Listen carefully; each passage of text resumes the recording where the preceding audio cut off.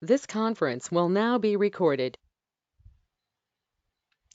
In this section, we are going to discuss about a feature called as policy diff. This feature gives us the capability to compare various policies on your appliance. So when you're working as an administrator, there might be certain instances where you have to compare two different policies to ensure that they have the similar functionality, or maybe for two various instances of application, maybe production or staging, you want to see what are the differences in the security policies which are applied to production environment or for a non-prod or staging environment. So let's consider that you have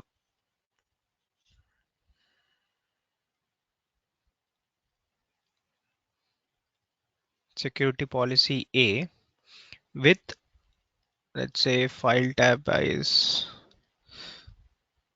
.php which is added, and parameters as, let's say, password payment. Similarly, you would have again security policy B. This has file types as, let's say, dot docs, parameter as, let's say, action, username, and it might also have some custom attack signatures.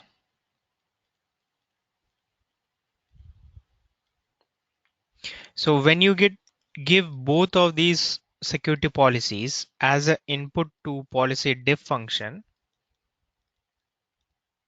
the output which you'll get is the understanding that these entities are in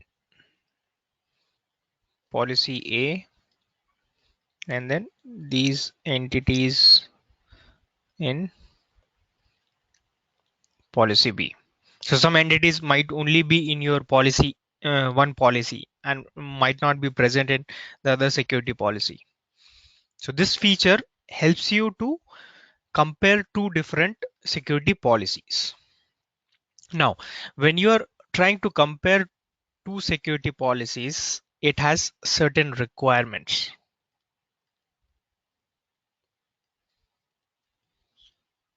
First, that both policies must be on same big IP, or maybe accessible from the system that you are using. And the policies must have same language.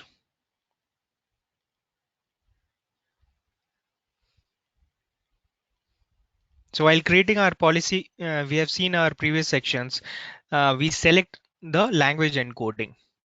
So both the policies must have same language encoding so that you can compare it.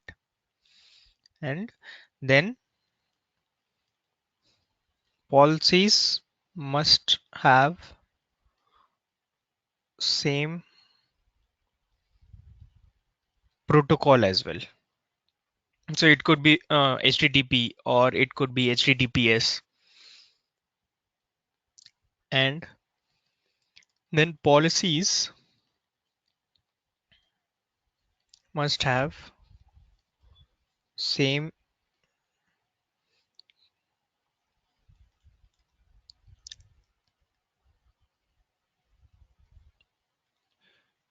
sensitivity configuration.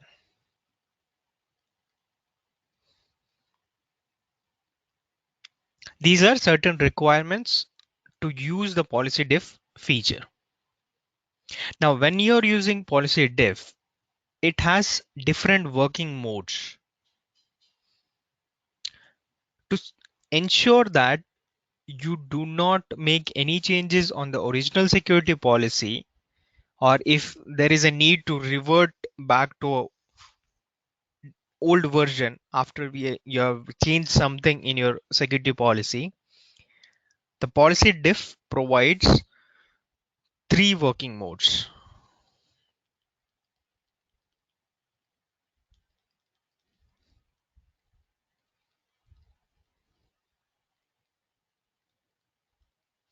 First is your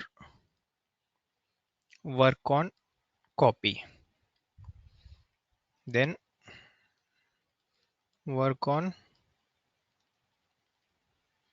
original, and make a copy. So these are different working modes available when you're working with policy diff. You can use this mode when you want to keep the selected policies intact. You do not want to do any change with respect to your original security policies. So changes are only made to the copies of the security policy that you make. So maybe let's say if you have a policy one, so a copy of this will be made. Let's say I give this a name as copy underscore policy one, and all the changes when you are trying to merge between two security policies, all changes will be done here. The original policy will be kept intact. It will not be touched. Then you have work on original. In this, the changes are made to the original security policies without making any copies. And these changes that you make will override the current settings of your security policy. The original settings will not be saved. And then the third option is make a copy. So you can use this mode when you want to work on the original security policy and override their settings, but still have a copy of the previous version. So in this case, let's say again you have a policy one, a copy is made for policy one. Changes that are going to be made will be made on this security policy, and all the changes are overwritten. The settings are overwritten. Whatever change that you do are being incorporated into your original security policy, but you will still have a backup copy of your original security policy, which might be used if necessary. So after using this working mode, you will get a summary difference. So with respect to various entity types, like let's say in the policy summary page, different summary page, you will get like entity type, and maybe the setting is only in policy A, only in policy B, or what are the different entities.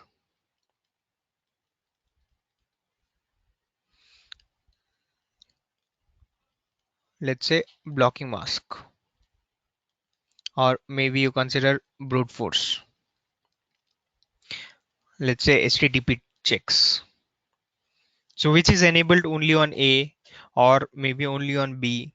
So like this, you will get a complete summary when you try to compare two different security policies. And then you also have option for auto merge. And how are you trying to handle the entities which are different? So let's say there are certain entities which are available only in my policy A and are not available in my policy B. So how to handle this missing entities?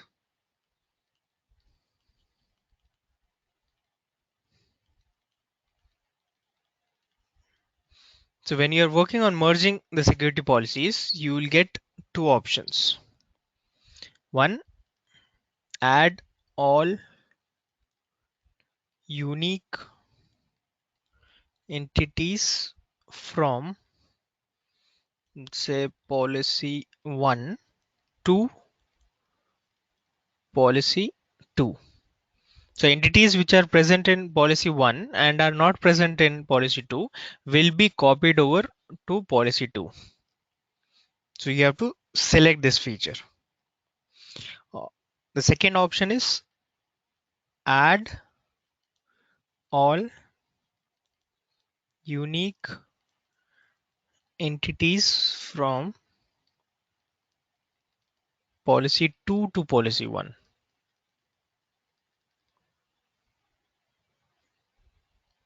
So you can choose any of these, or if you want both to be completely similar, you can select both the option. So in this, what will happen is if you select only this feature, it will copy the entities which are present in policy 1, the unique entities, and will copy it to policy 2. Or if you select only this, the unique entities of policy 2 will be copied to policy 1.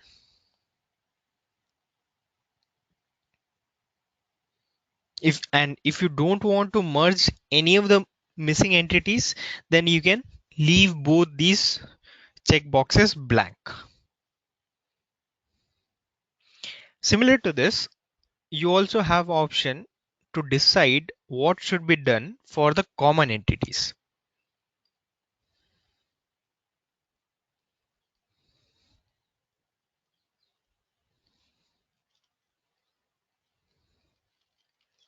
So with respect to common entities, you have option saying leave in unchanged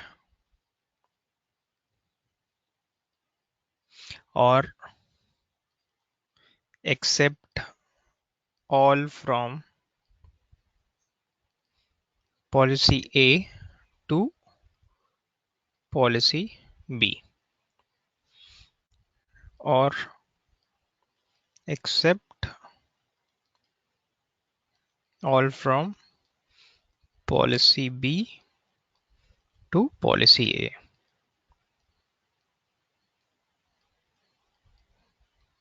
So might be you have on both your policies, you have a parameter called as payment. This is a common entity which has been found in both the security policies. But maybe on policy A, the payment parameter is set to maximum length as 5000 bytes. And in policy B, it is only like 1000 bytes. So what do you want to do? Do you want to merge this? If you don't want this common entity to be exactly same in either of your security policies, then you can just select this option, leave unchanged. And now when it comes to exporting or editing your security policies, you have two options. You can export your security policy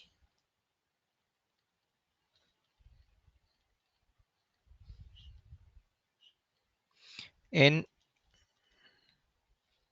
binary archive file or a readable XML file.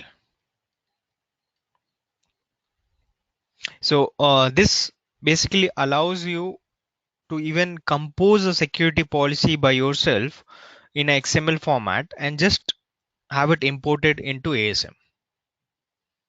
Or you can manually export the existing security policy in XML, do the changes in XML, and just import it back to your appliance.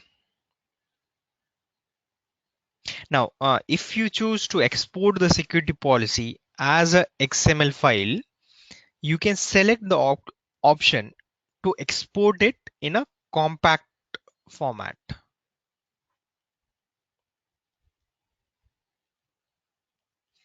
This compact format results in a smaller XML file. So basically, the difference between a security policy in a regular format and in a compact format is that in a compact format, ASM does not export the staging state of attack signatures. In compact format, it does not export all the settings unless it is different from how they will be when they are created by default. What is the default policy setting? So maybe if the meta character sets the blocking page,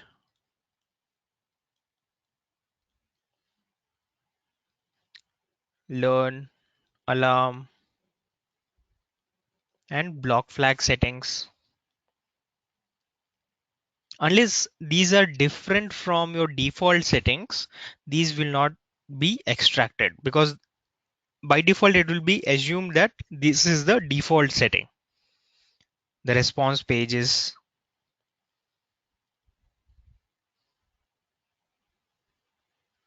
So this way you have an option to export the security policy in a smaller size.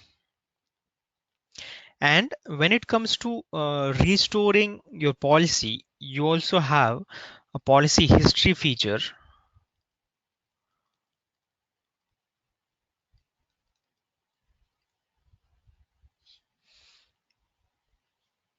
which shows you that a specific security policy is activated at uh, or it was active until. Maybe you create a new version of the security policy and have it uh, any change that you do. So with that change, you create a new version of your security policy. So a specific security policy, when it was applied to the virtual server, it will tell you the time when the security policy was last applied and when was it last active till. So only when a specific security policy, let's say policy A, has been replaced by policy B, then this security policy will be in your active state. It will show as activated at this point of time. And then security policy A will be shown as active until it was active until this point of time. And you have an option. Let's say you did some changes, okay, on your security policy. At present, okay, let me give this a name as A only with version 1. So with this, something broke in your environment. You want to revert it back to your previous known version. So you can just select that specific policy history and restore it. So with this, we have discussed about policy difference and security policies extraction. For now, we'll wind up this section. In the next section, we will be performing lab on policies.